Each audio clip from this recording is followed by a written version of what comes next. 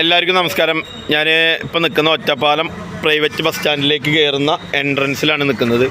ഇതൊരു ഒറ്റപ്പാലത്ത് നിൽക്കുന്ന ഒരു KSRTC ബസ്സാണ്. പാലക്കാട്ട് നിന്ന് ഗുരുവായൂരിലേക്ക് സർവീസ് നടത്തുന്ന ഗുരുവായൂർ ഡിപ്പാർട്ട്മെൻറ്റിനാണ് ഇതിൽ കാണിക്കുന്നത്. RNC 260 എന്ന് പറയുന്ന ഒരു വണ്ടിയാണ്. ഇത് ടയർ ഊരിപ്പോയിട്ട് ഈ വഴി ഫുള്ള് ബ്ലോക്ക് ആക്കിയിട്ടാണ്. ഇപ്പോൾ രാത്രി ഏകദേശം 8:30 സമയമായി. 8:30ക്കാണ് ഈ വണ്ടി ഇവിടെ നിൽക്കുന്നത്. ഇതാണ് ഇതിൻ്റെ കംപ്ലയിൻറ്റ്. ഇത് ഇവിടെയുള്ള പ്രൈവറ്റ് ബസ്സുകാരൊക്കെ പറയുന്നത് ഇത് സമയാസമയത്തിന് ഇതിന് ഗ്രീസ് മാറ്റുന്ന പരിപാടിയൊക്കെ ഉണ്ട്. ഇത്രേ അതൊന്നും ചെയ്യാനായിട്ടാണ് ഇതിങ്ങനെ ഊരിപ്പോയിരുന്നതെന്ന് പറയുന്നത്. ഒരു ബസ് ഡ്രൈവറിൻ്റെ അഭിപ്രായം നമുക്കൊന്ന് മനസ്സിലാക്കാം. പറയട്ടെ, അതെന്ത് പറ്റിയാവും? അവർ ഇതിനോട് ഞാൻ ചോദിച്ചപ്പോൾ ആക്സിൽ ഊരിപ്പോയി എന്നാ പറഞ്ഞത്. ആക്സിൽ എന്ന് പറഞ്ഞാൽ ബാക്കിലേ വരിക, ഫ്രണ്ടിലല്ല. ഫ്രണ്ടിൽ വരുന്ന മെയിനൻസിലാണ്. അത് അവർ പൊട്ടിയെന്ന് പറഞ്ഞു. ആ സാധനം പൊട്ടലോ കാര്യമോ ഉണ്ടായിട്ടില്ല.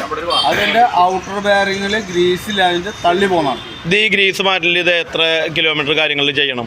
നമ്മളൊരു 3 മാസം, അതായത് ഒരു 300 കിലോമീറ്റർ വെച്ചിട്ട് 3 മാസം കൂടുമ്പോൾ ചെയ്യണം.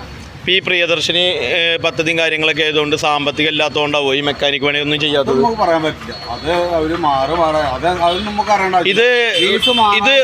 ഇതിപ്പോ ഈ സ്റ്റാൻഡിലേക്ക് തിരിയുന്ന ഒരു ഭാഗവും ചെറിയൊരു സ്പീഡ് അല്ല, ഞാൻ ചോദിക്കാം. ഇതിപ്പോൾ ഈ സ്റ്റാൻഡിലേക്ക് തിരിയുന്ന ഭാഗവും ചെറിയ സ്പീഡ് കമ്മിയൊക്കെ ഇങ്ങനെ തിരിഞ്ഞു വരുന്നതുകൊണ്ടാവും ഇത് ഇത്ര സംഭവിച്ചത്.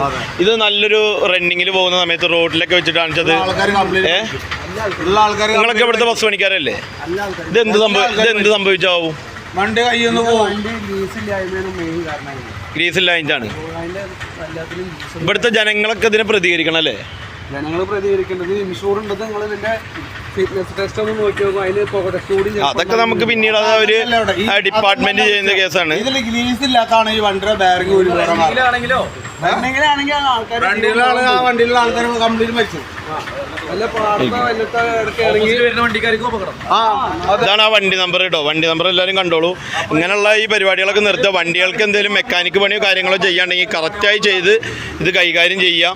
സംഭവം കാശില്ലെങ്കിൽ ടിക്കറ്റ് വാങ്ങിയിട്ട് യാത്രക്കാരനെ കൊണ്ടുപോയിക്കോളൂ. യാത്രക്കാരനെ ആരും കൊല്ലാൻ കൊണ്ടുപോകരുത് എന്ന് മാത്രമാണ് ഞങ്ങൾക്ക് പറയാനുള്ളൂ.